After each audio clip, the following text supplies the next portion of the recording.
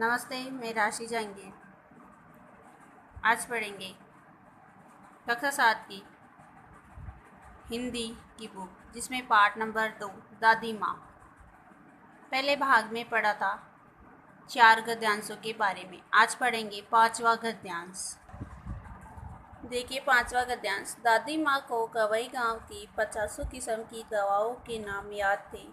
गांव में कोई बीमार होता उसके पास पहुँचती और वहाँ भी वही काम, हाथ छूना, माथा छूना, पेट छूना, फिर भूत से लेकर मलेरिया, सरसाम, निमोनिया तक का अनुमान विश्वास के साथ सुनाती। महामारी और विसूचिका का अर्थ हैजा या चेचक के दिनों में रोज सवेरे उठकर स्नान के बाद लवंग का अर्थ लौंग और गुड़ मिश्रित जलदार गूगल का अर्थ है धूप देने के लिए जो पदार्थ डाला जाता है। सफाई कोई उनसे सीख ले। दवा में देर होती, मिश्री या शहद खत्म हो जाता, चादर या गिलाफ नहीं बदले जाते तो वे जिसे पागल हो जाती। बुखार तो मुझे अब भी आता है, नौकर पानी दे जाता है। मेष महाराज, मेष का अर्थ है सामूहिक रसोई। मेष महाराज अपने मन से पकाकर खिचड़ी या साबू यानी साबूदाने की खिचड़ी। डॉक्टर साहब आकर नाड़ी देख जाते हैं और कुनेन मिक्सचर की शीशी की तिताई के डर से बुखार भाग भी जाता। तिताई का अर्थ है कड़वापन, पर न जाने क्यों उसे बुखार को बुलाने का जी नहीं होता। लेखक ने इस गद्यांश में दादी माँ के सेवाधर्मी स्वरूप का वर्णन किया है। किशन भैया की शादी ठीक हुई। दादी माँ के उत्साह और आनंद का क्या कहना। दिन भर गायब रहती, सारा घर जैसे उन्होंने सर पर उठा लिया हो। पड़ोसी ने आती बहुत बुलाने पर दादी माँ आती, बहन बुरा न मानना। कार परोजन का घर ठहरा, एक काम अपने हाथ से न करूँ तो होने वाला नहीं जानने को। यूँ सभी जानते थे कि दादी माँ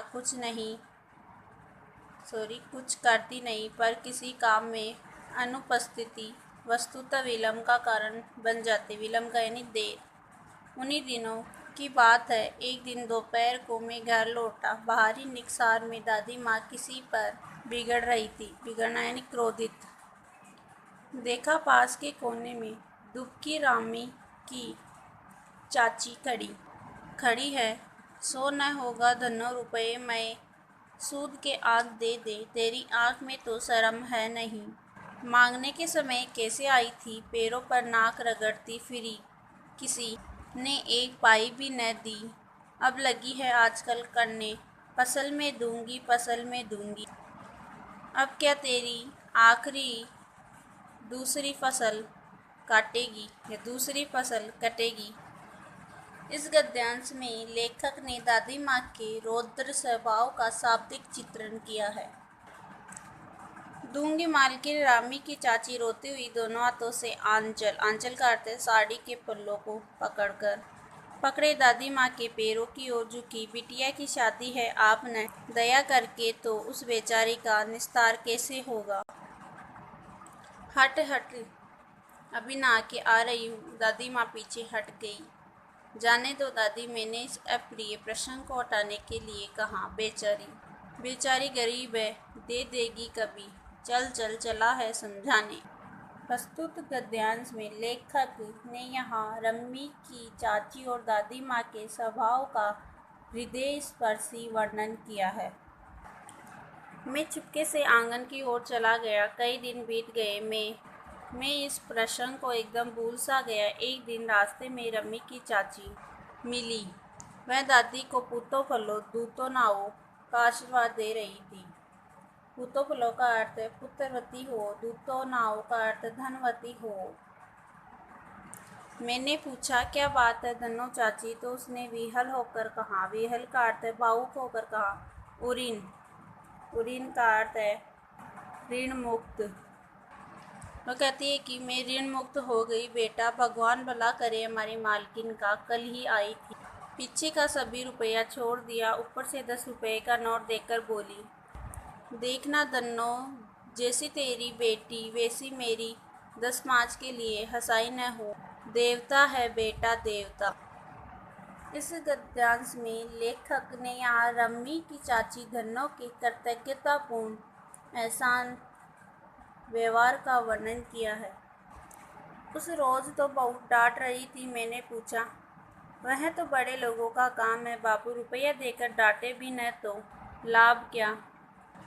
मैंने मन ही मन इस तर्क पर हंसता हुआ आगे बढ़ गया।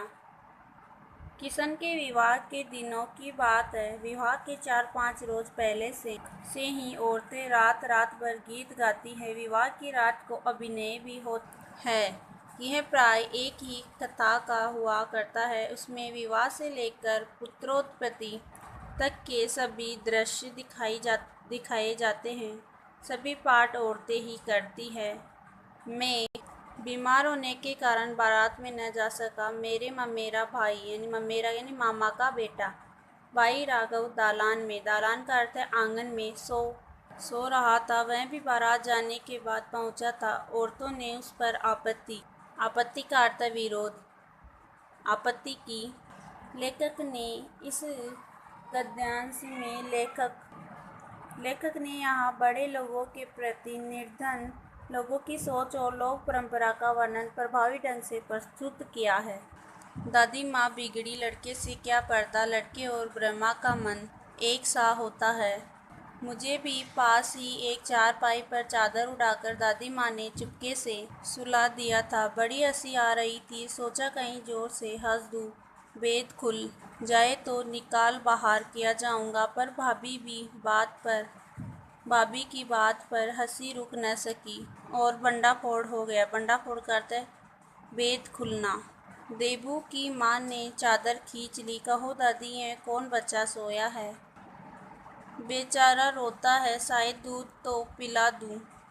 हाथापाई शुरू हुई। दादी माँ बिगड़ी लड़के से क्यों लगती है? सुबह रास्ते में देबू की माँ मिली। कल वाला बच्चा भाभी में वहाँ से जोर से भागा और दादी माँ के पास खड़ा हुआ। वस्तुतः किसी प्रकार का अपराध हो जाने पर जब हम दादी माँ की छाया में खड़े हो जाते, अभयदान मिल जाता। अभयदान का अर्थ है रक्षा कवच। इस गद्यांश में लेखक ने दादी माँ के स्नेहपूर्ण व्यवहार का यहाँ वर्णन किया है। स्नेह और ममता की मूर्ति दादी माँ की एक एक बात आज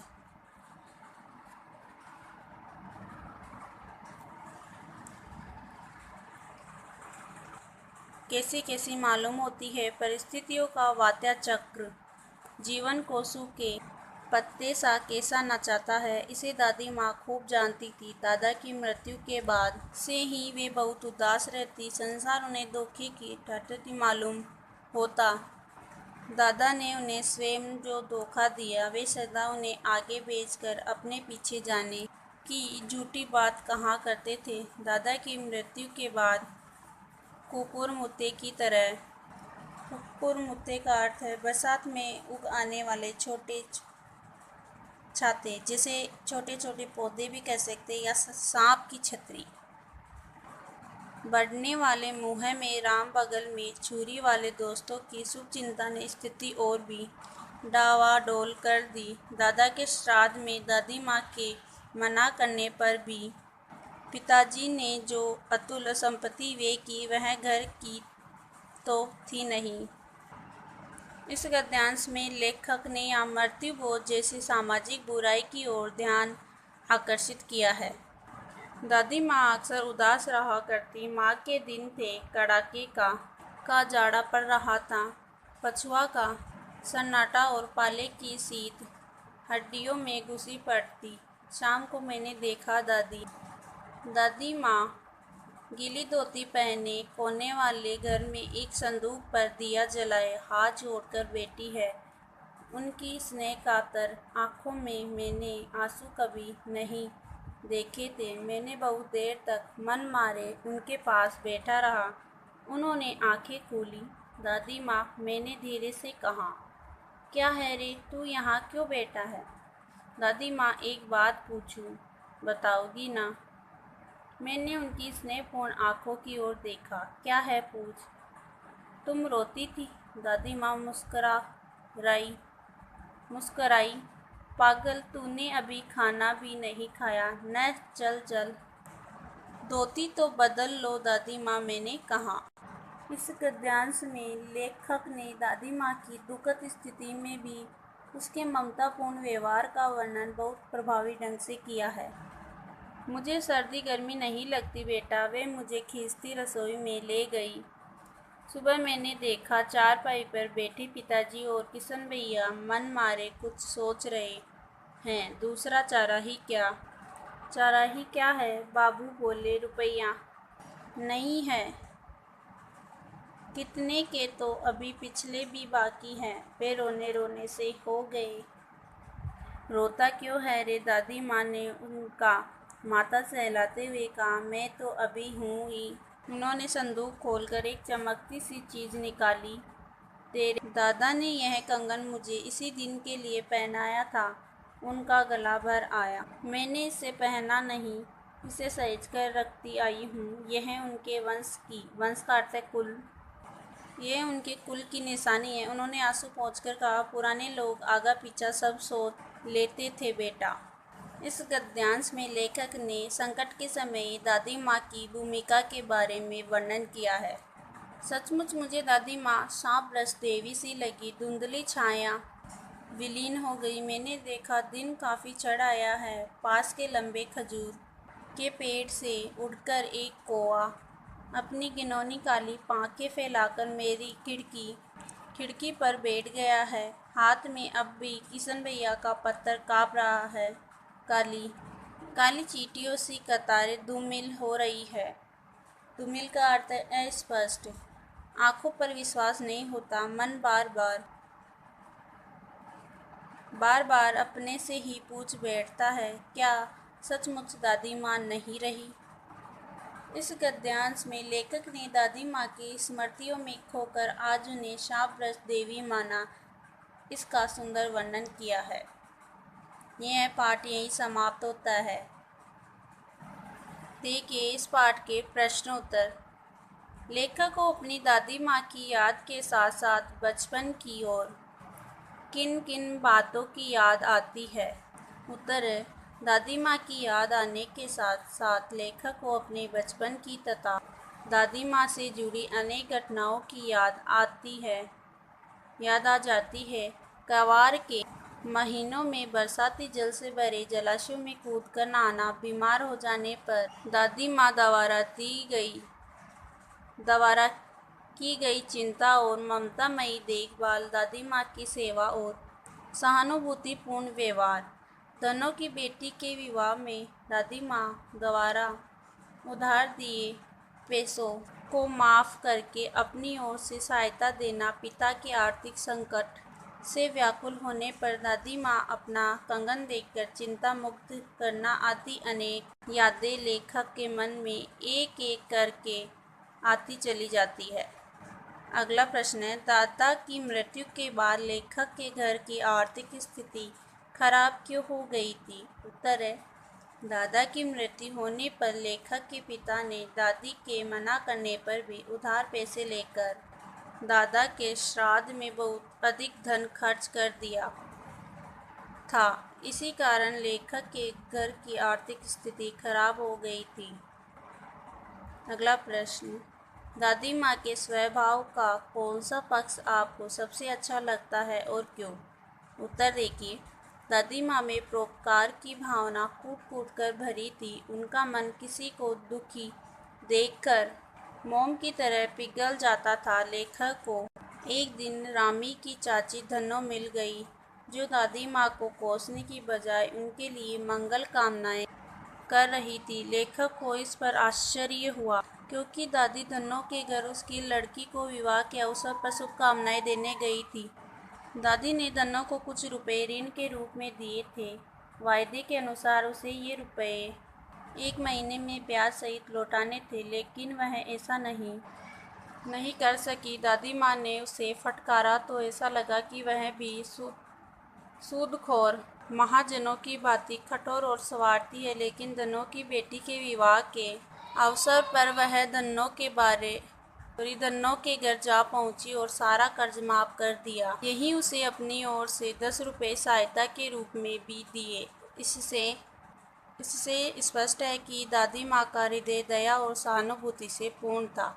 यह पाठ यहीं समाप्त होता है। धन्यवाद।